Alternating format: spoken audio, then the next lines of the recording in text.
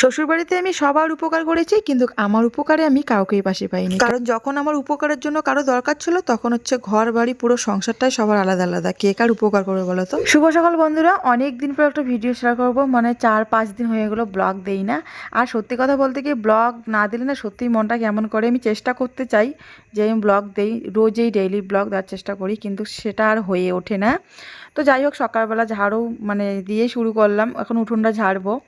আর এই যে আমের মুকুলগুলো এত পড়ে না আমাদের উঠোনে, মানে কি বলবো, মানে আমার উঠোনটাও ঝাড়তে সময় লেগে যায়, আর ঘর বাড়িটা দেখতেও খারাপ লাগে।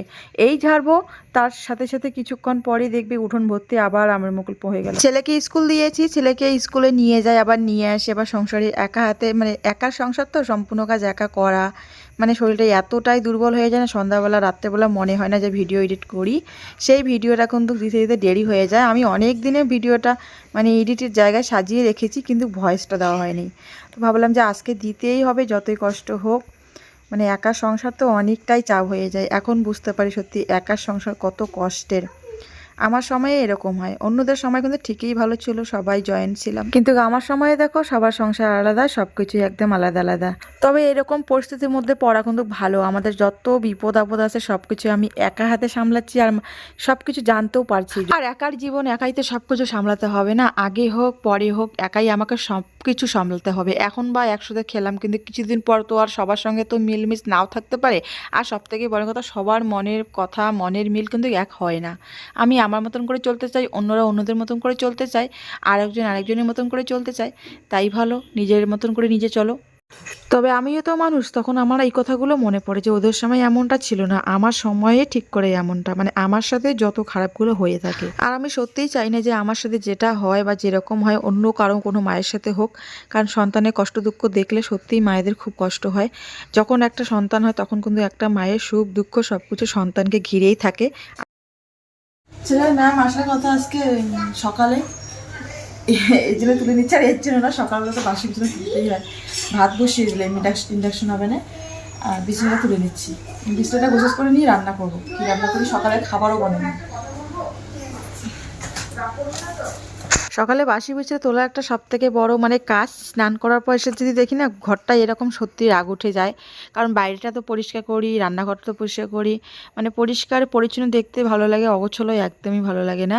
আমার যদি বিছানাটা একটু সুন্দর পরিপাটি করে সাজানো গোছানো থাকে সত্যিই ভালো লাগে। আর তার উপরে যে অবস্থা আমার ঘরের থাকে, সব সময় আমার ছেলে একদম জামা কাপড় অগোছলো করে রাখে, সেগুলো ভাঁজ করার কথা ভাবলে আমার সত্যিই মাথা ঘুরে থাকে যে কী করব। এদিকে বিছানাটা কোনো রকম করলাম, এখন এদিকে দেখো বসিয়েছি ইন্ডাকশন ওভেনে ভাতটা। আর ছেলে তো সকালবেলা দুধ বিস্কুট খেয়েছে, এদিকে আবার ছেলেকে ওর জেম্মা দিয়েছে, পুরি তরকারি দিয়েছে, তো সেটা পরে খেয়ে নিবে। এখন সকালে দুধ বিস্কুট খেয়েছে, তো বলেছে বা পরে খাও, তো ঢেকে রাখছি ওর খাবারটা। আর এদিকে আমি ছোলার ডাল কিন্তু আমি সিদ্ধটা কালকে রাত্রেবেলায় ভিজিয়ে রেখেছি। আর ছোলা ডালটা আমার ছেলে না ভালোবাসে খেতে, এই জন্য আমি ছোলা ডালটা ভিজিয়ে রেখেছি, ছোলা ডালে আজকে রান্না হবে। তো ইন্ডাকশনে ভাত বসিয়েছি, ভাতটা আমার কিন্তু নামানোর পর আমি ডালটা বসিয়ে দিব, কারণ যে গ্যাসের দাম বেড়ে গিয়েছে, গ্যাসে করবো না, উনানে করলে দেরি হয়ে যাবে, এর জন্য গ্যাস ইন্ডাকশন ওভেনে সিদ্ধটা বসিয়ে দিব। কিন্তু আমরা এই যে খেলা খেলছি, এটার ভিতরে ও পয়সা ঢুকায় রাখছে, আমাকে গিফট দিচ্ছে। বাবা দেখি, বাবা দেখি, এদিকে তাকাও। দিওয়া করে দুদি। এ বাবা, কাকে খুশি দিবে? দেওয়াল থেকে। হ্যাঁ, দেওয়াল থেকে। দেওয়ালটাকে। এ খুব কথা ঘুরায়, খুব কথা ঘুরায়, বলে একটা পরে কথা এত চালাক চতুর করে দেখায়, বাচ্চা মানুষের এত ভালো না। বাসনপত্র রাখার টেবিলটা খুব খারাপ অবস্থা হয়েছে, ভাবলাম একটু গুছিয়ে রাখি, তো বাসনপত্রগুলো গুছিয়ে রাখা হয়ই না, তো একটু মুছে নিয়ে বাসনগুলো ঝুড়িতে গুছিয়ে রাখবো, দেখতেই ভালো লাগবে। প্রস্ত করা হয় না, আজকে যদি ছেলের স্কুল ছুটি এসে হলো আজকে করে নেই। আর ছেলের স্কুল ছুটি থাকলে ওই দিনকে অনেক কাজ করি, সেই দিন 2 দিন দিয়ে থাকে, আমি 2 দিন সত্যিই শ্বাস কি বলবো, নিজের খাওয়ার সময় পাই না। আর এদিকে দেখো ভাত হয়ে গেল, ভাতের মাঠটা পাশেই নিচ্ছে, আর ভাতের মাঠটা উপর করার পর কিন্তু আমি ডালটা বসিয়ে দিব। ওই যে বললাম গ্যাসের দাম বেড়ে গিয়েছে, উনানে করবো না, দাম বেশি, এর জন্য ইন্ডাকশন ওভেনেই করবো। আর এখন দেখো এখানে কিন্তু করে নিচ্ছি আমি, একটু সময় ঘরে ছিল, সেই সময়টুকু কিন্তু রান্না করে নিচ্ছি। দুধ আজকে নেই, জল দিয়ে রান্না করব। আর ঘি দিয়েছি একটু, কি করি, সকালবেলা তো খেতে হবে, কি বলো তো, আমার একটা আইডিটা লং হয়ে গিয়েছে, সময়টা একটুখানি ছিল, তো আমি চিনি এত অধিক মাত্রায় দিয়ে দিয়েছি, আমি পরে না খেতেই পারিনি, আর চিনি একদমই খেতে পারি না। ছেলে এইখানে দেখো খেলা করছে ওর মনে, ও মাঝে মাঝে খুব খেলা করে, মাঝে মাঝে খুব জেদ করে মোবাইলের জন্য। আর আজকে কিন্তু রান্না হবে এই যে সোয়াবিন নিয়ে এসেছে, সোয়াবিনের তরকারি হবে। আর ওই দিনকে ছিল নিরামিষের দিন ছিল, বাঁধাকপি করে নিয়েছি, মানে বাঁধাকপিটাও করব। নিরামিষের দিন 3-4টা তরকারি লাগেই। দেখো জল দিয়ে দিলাম আমি, মানে সময়টার মধ্যে জল দিয়ে রান্না হবে। আমার বর বলছে জল দিয়ে খেতে পারবে, পাঞ্চা পাঞ্চা লাগবে, আমি পাঞ্চা পাঞ্চা মাঝে মাঝে খাবো। তবে জল টল সবই ঠিক আছে, কিন্তু কী বলতো চিনিটা অধিক দিয়েছি। এদিকে কিন্তু ডালটা আমার পুরো সিদ্ধ হয়ে গিয়েছে। ইন্ডাকশনে আমার ভালো তাড়াতাড়ি ডাল সিদ্ধ হয়, যে কোনো জিনিস সিদ্ধ ভালো হয়। তো সময়টা হয়ে গেল। এখানে দেখো 2টো বাটির মধ্যে নিচ্ছি, একটুখানি হয়েছে, মানে দুজনের খালি সকালবেলা হয়ে যাবে। কিন্তু কী বলতো ওইটুকু খেতে পারিনি, এতটাই চিনি, মানে কি বলবো, আমি একদম শিরা বানিয়ে ফেলছি। আমার বরও খেতে পারেনি, মানে চিনি, মানে ওটা খেতে খেতে না গা গুলাচ্ছে। দেখতে তো ভালো হয়েছে, কিন্তু খেতে এতটাই বাজে হয়েছে, মানে চিনিটার জন্য। তো দুজনে নিয়ে নিলাম, ভাবলাম যে খাবো, সকালবেলা টিফিনটা হয়ে যাবে, কিন্তু পরে আর খেতে পারিনি। মনটা খারাপ হয়ে গিয়েছে, কষ্ট করে করার পর কড়াইটাও নোংরা হলো আমার, ঘিটাও গেল, সেমইটাও গেল, পরে খেতেও পারলাম না। কতটা না খারাপ লাগে বলো তো। আর দেখো এদিকে আমাকে ডাল কিন্তু সিদ্ধ হয়েছে। এই যে বললাম একটু আগে, ইন্ডাকশন ওভেনে কিন্তু যে কোনো জিনিস সিদ্ধটা ভালো হয়, আলু সিদ্ধ হোক, ডাল সিদ্ধ হোক, ভাত সিদ্ধ হোক। তো এখানে দেখো সোমবারের জন্য আমি রেডি করে নিচ্ছি, সোমবার কিন্তু দিয়ে দিব ডালটা, যেহেতু সিদ্ধ হয়েছে। তো আবার দেরি করে কি করি বলো তো। আর আমার ছেলে এই ডালটা ভালোবাসে খেতে, মানে এই ছোলা ডালটা ভালোবাসে। তো এখানে জিরা ফোড়ন, শুকনো লঙ্কা ফোড়ন দিয়ে আমি সোমবারে দিব।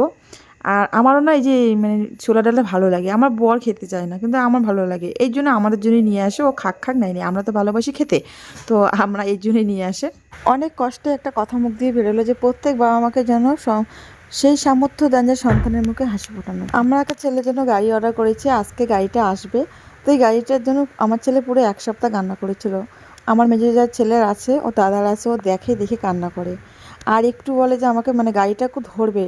আর বাচ্চারা কোনো জিনিসের জন্য যদি জেদ করে, যদি দিতে না পারি, সত্যিই খুব খারাপ লাগে। তার মতো কষ্ট আর কিছু নেই।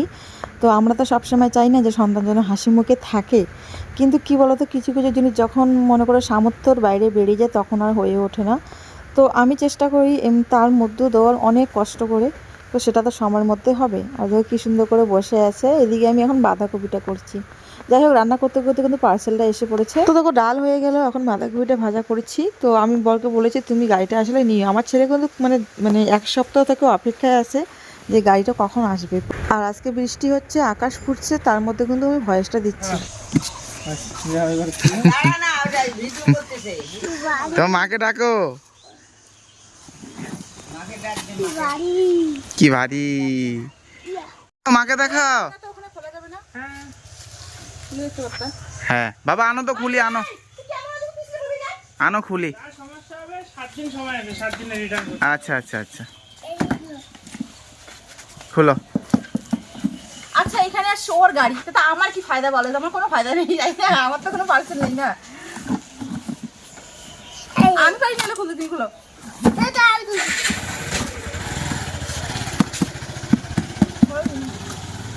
ঘর থেকে গিয়ে ছুরি নিয়ে আসলো কাটার জন্য, কত একদম আনন্দ। আমি আমি আমি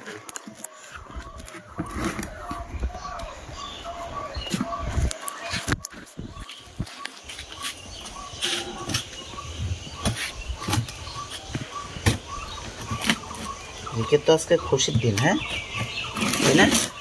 আমার ছেলে বলছে ওর নাকি আজকে খুশির দিন, এতটাই ও খুশি হয়েছে, সত্যি আমি কি বলবো।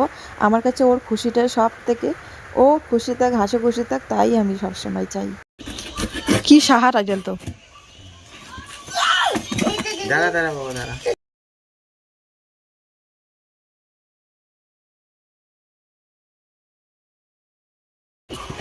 এটা তো দাদার মতন, হ্যাঁ দাদার মতন লাগতে পারে। হ্যাঁ, দাঁড়া দাঁড়া, খুলি খুলি।